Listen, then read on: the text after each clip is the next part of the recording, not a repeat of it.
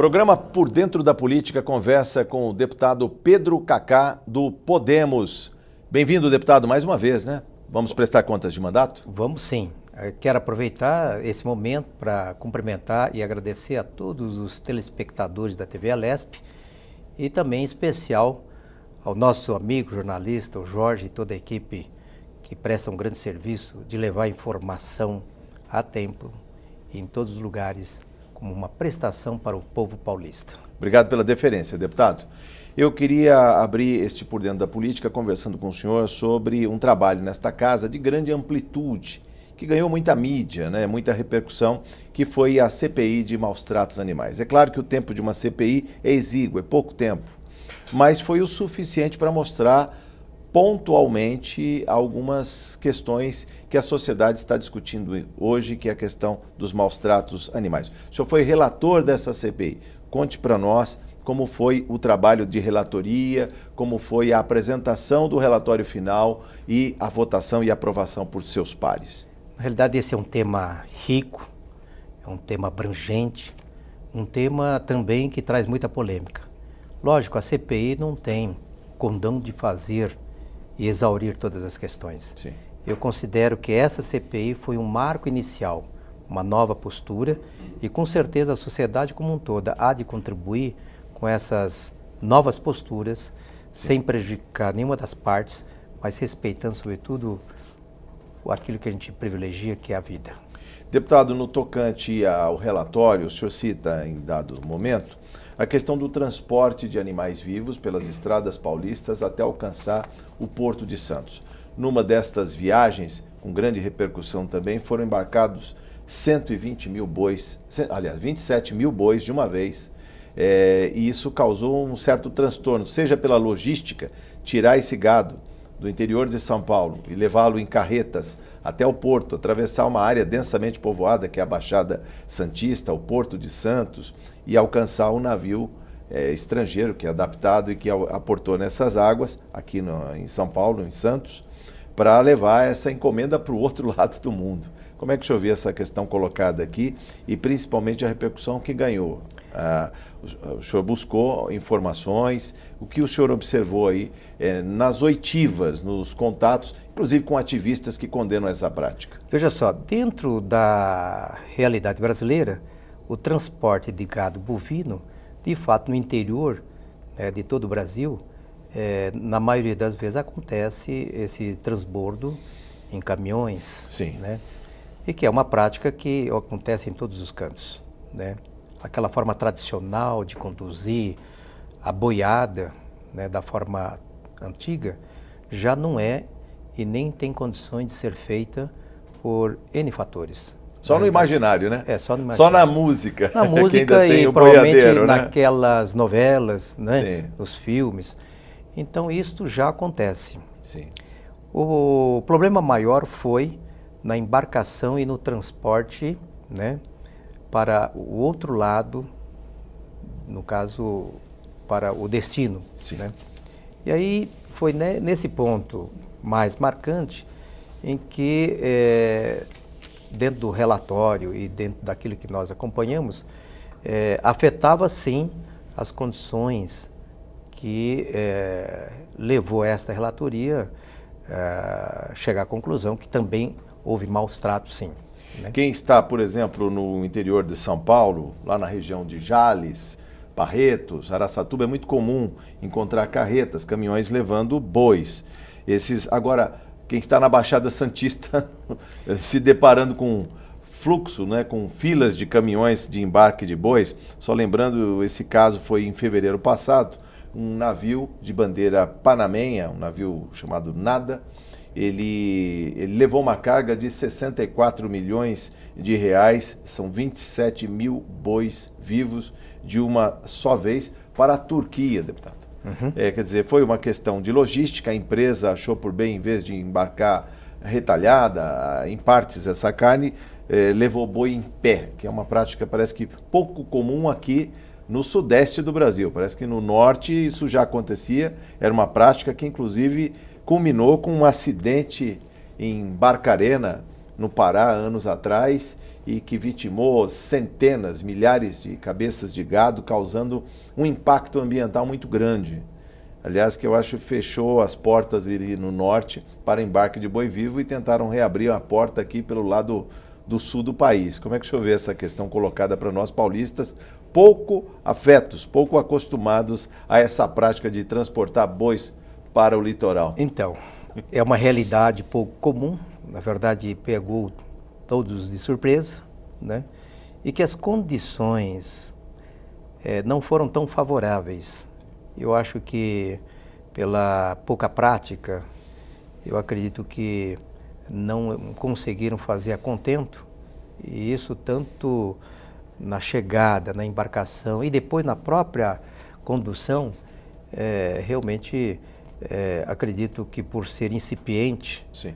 e em escala, a qualidade sempre fica prejudicada e, no caso, leva aos maus tratos. E levou ali claramente houve os maus tratos animais.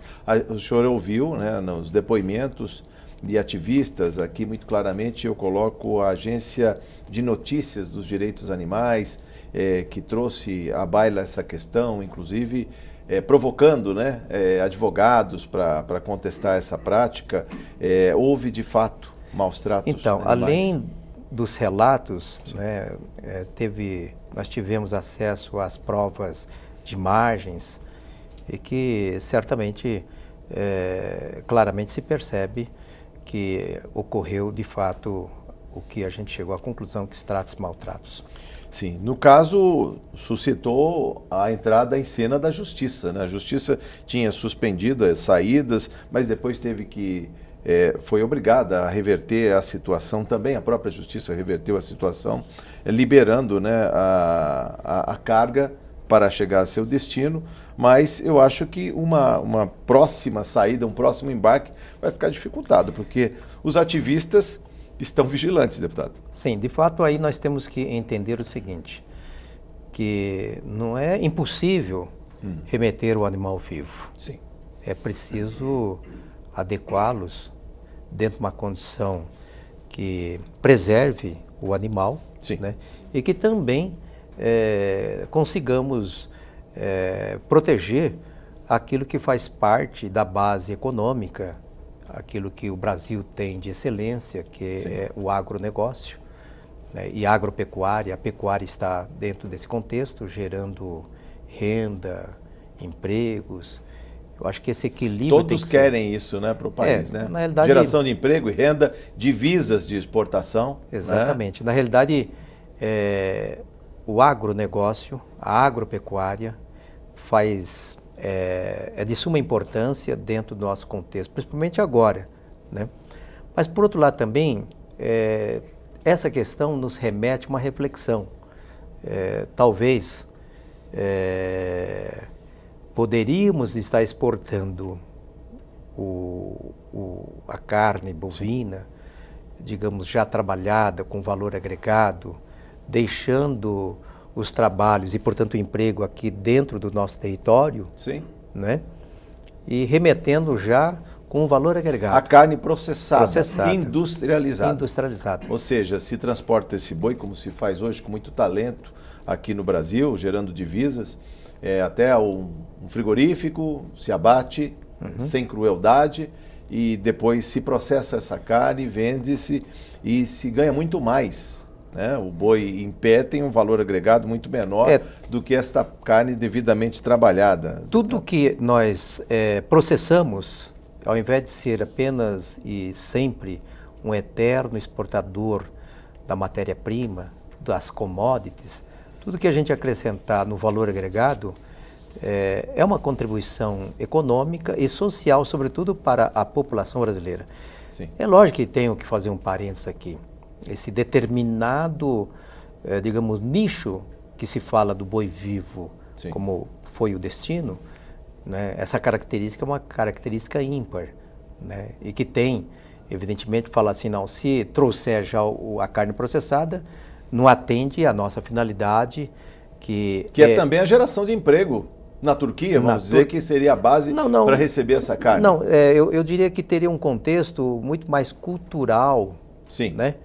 todo o protocolo, o ritual do abate, que deve ter isto. Eu não sou profundo conhecedor nessa matéria, mas eu sei que na região do Oriente Sim. tem a maneira de se abater, o boi voltado, por exemplo, para Meca, com o ângulo certo. Então deve ter toda uma cultura que faz com que isso seja um nicho para esses exportadores que querem levar o animal vivo. Por isso que eu digo, temos que saber respeitar tudo na sua peculiaridade. Agora, não é uma luta desigual?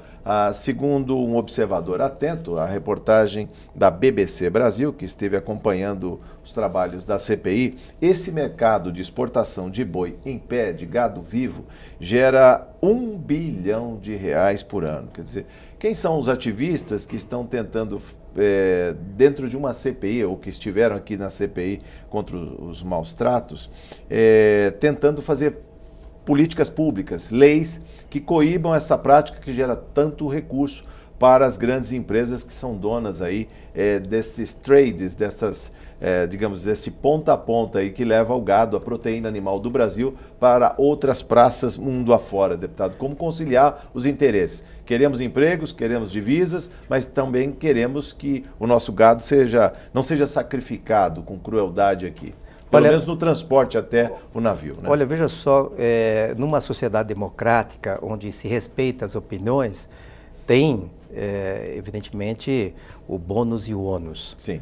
É demais requerer dos ativistas o conhecimento de toda a cadeia produtiva para entender, né, quais são as vantagens e as desvantagens econômicas desse processo. Né? Eles estão falando aquilo que é do coração deles, o sentimento, que afeta, causa maus tratos, e nisso eles são sensíveis. Então, eles têm e levantam essa bandeira, que é uma coisa justa. É razoável. É razoável. Por outro lado, os exportadores do animal vivo também enxergam um outro contexto. E, no caso, é um aspecto muito mais econômico, né? Desculpe. E que, enxergando com esta lupa. É possível se observar o tamanho também, a dimensão desse problema, deputado. Eu digo aqui, aproveitando ainda a reportagem da BBC Brasil, que uma advogada representando a Associação Brasileira de Advogados Animalistas, ABRA, que atuou aí na ação judicial tentando impedir as exportações, cita que a legislação brasileira permite que se mate o animal para comê-lo, mas a própria Constituição proíbe que se faça isso com crueldade, deputado. Acho que o que está sendo colocado aqui para os deputados e que também foi alvo no seu relatório na CPI é justamente saber se há de fato crueldade ou não. Então, aqui. Ninguém está querendo barrar exportações brasileiras, cortar aí essa corrente de transmissão que tem de capitais e de interesse de compra do gado brasileiro em outras praças mundo afora.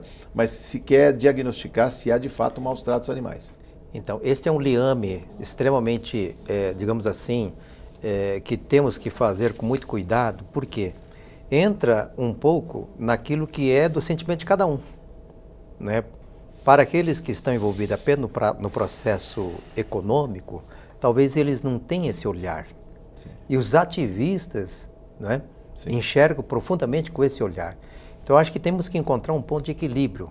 Há excesso também, o senhor sentiu, porque eles estavam ali dispostos na CPI, frequentando, né, as reuniões da CPI, eles criticavam não só o embarque, mas também o tempo que esses animais ficaram nas estradas, com o calor que a gente observa aí nas estradas brasileiras, paulistas em especial. Lembrando também que esse gado, uma vez colocado no navio no Porto de Santos, ainda demorou mais 15 dias para chegar ao seu destino, deputado. Então, olhando por essa ótica, onde se levou bastante tempo, né, naquelas condições precárias, é realmente um maltrato. Veja só, por incrível que pareça, em alguns países, eles colocam música, ambiente... Para tirar o estresse do animal, né? Tirar o estresse do animal. Então a carne fica mais saborosa, eu não sei. Mas seguramente eu fui assistir lá no Japão, na terra dos meus ancestrais, E lá eu vi uma atividade leiteira. Sim. E o meu primo colocava música clássica e eu achei fantástico. Produzia. Isso aumentava a produtividade, inclusive? Olha, veja só, ele disse que produzia em média 64 litros por cada vaca leiteira. Sim. É um padrão acima, Sim. muito acima daquilo que a gente considera normal. No Brasil, muito menos que algo isso. Em torno de 6 a 7 é o que 7. se aceita dentro de uma pecuária mais extensiva. Sim. Algo que já estaria atendendo com razoabilidade. É lógico Sim. que tem a vaca holandesa, que talvez produza 25 a 30, mas Sim. veja só a forma de abordagem. Então, é também uma questão cultural, né? É uma questão pessoal. E dentro dessas referências, eu diria que a permanência do animal por tanto tempo, mais de 15 dias, Sim. da forma como ficou acondicionado, sem Sim. aquela condição sem mais... cuidado, sem limpeza, né? Então, Imagina isso... vários andares de gaiolas com os bois acomodados ali, rapidamente sendo colocados, tangidos, segundo o presidente desta CPI, tangidos com choques, né? Sim. Para que eles embarcassem rapidamente aí. Inclusive com instrumento exatamente elétrico, causando os choques, para mantê-los, né, dentro de um controle. Sim. E, na realidade, isso não deixa de ser uma agressão. Então, Sim. nessa viés, eu entendi no meu relatório que houve, sim, os maus tratos e nada impede a exportação, ainda que seja de animal vivo, numa condição que realmente comporte o animal dentro daquilo que no olhar mais crítico, e aí eu acho que essa é a grande contribuição que os ativistas fazem, para que então nós possamos respeitar, sobretudo, a vida dos animais e, enfim, respeitando inclusive a legislação.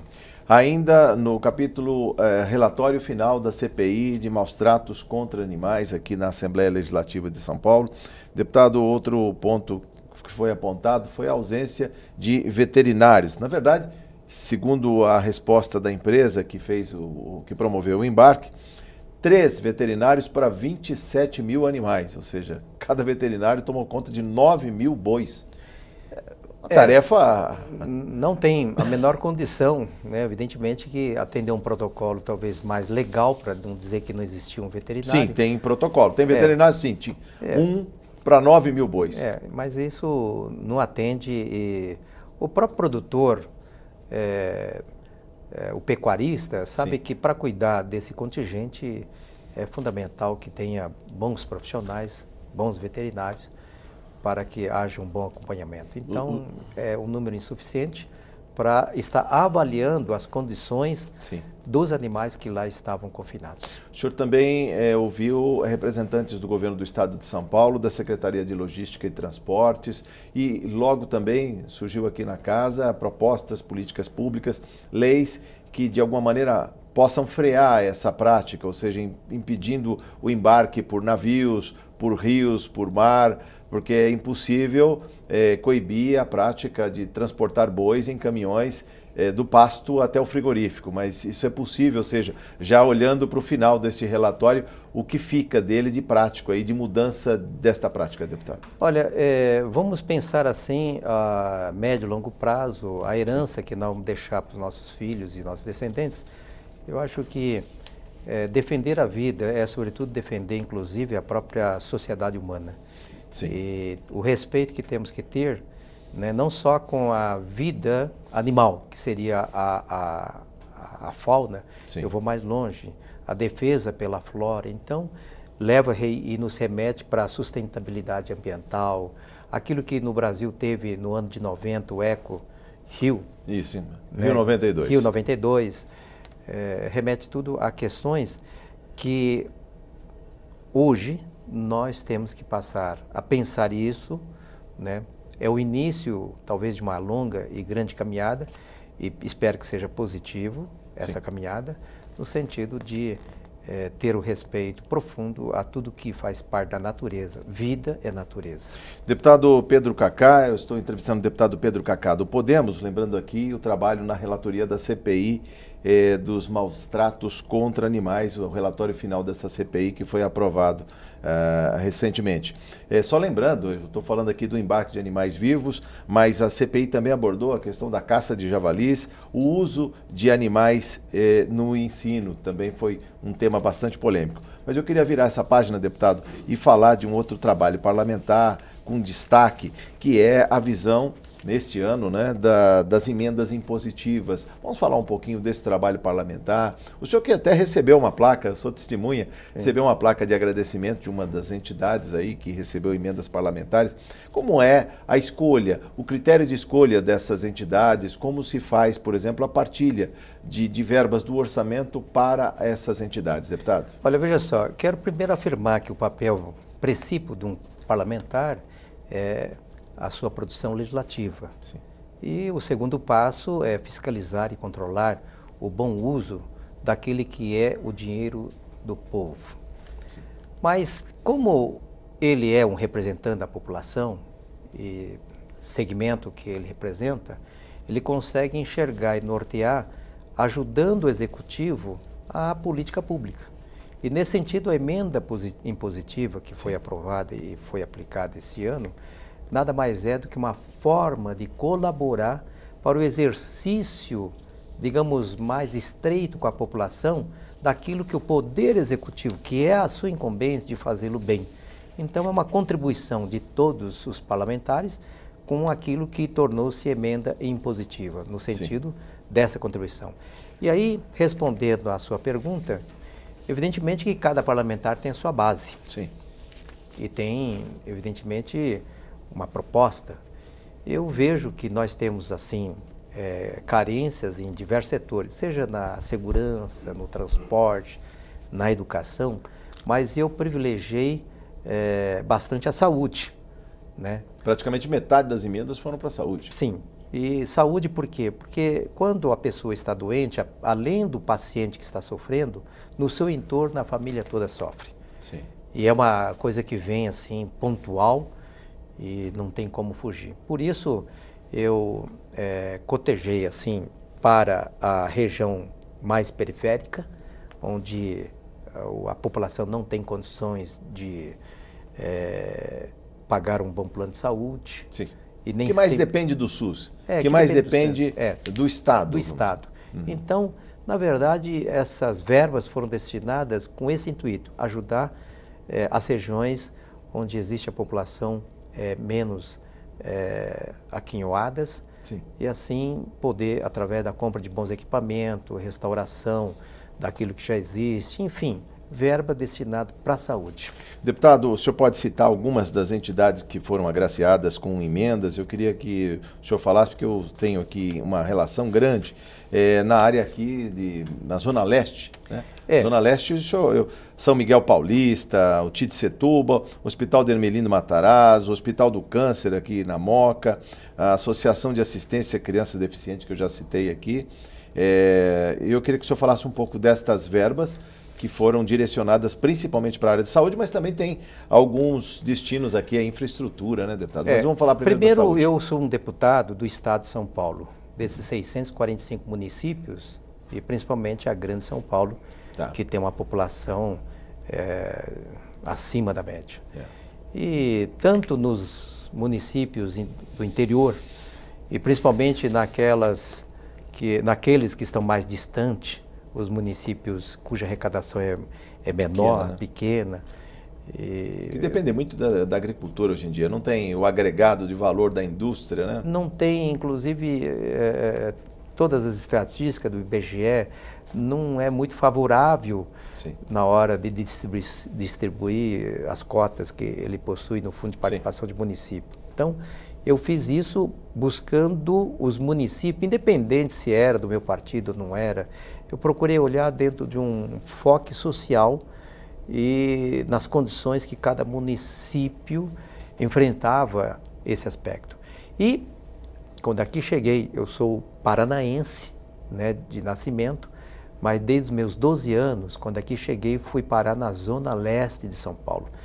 Sou um deputado do Estado de São Paulo, sou um deputado paulista e, portanto, paulistano também, mas não poderia deixar de fazer para a minha querida região que é a Zona Leste. Que é um país, hein, deputado? Que tem mais de 4 milhões de habitantes ali, se a gente quase pegar. 4 milhões, então tem várias cidades de Sorocaba, de Campinas, dentro de uma Zona Leste. Pois é. E lá a representação é muito pequena, apesar de ter um maior número de eleitores, né, é incrível. Deputados que foram eleitos da região, que reside e trilha na região, numericamente muito pequeno. Por isso eu entendi que tinha que empenhar também para que esses hospitais, que foi o Hospital de São Mateus, do Jardim Sapopemba, o Pronto Atendimento Municipal de São Mateus, Titiçotuba de São Miguel Paulista, isso. o Hospital Municipal de Hermelino Matarazzo, a famosa e tão conhecida Santa Marcelina, que é de Itaquera, Vila Carmozina. Né? Também é lógico. E que o senhor conhece muito bem a realidade e as necessidades decorrentes dessas. Sim, inclusive várias vezes ao longo desses 48 anos que vivo, frequentei,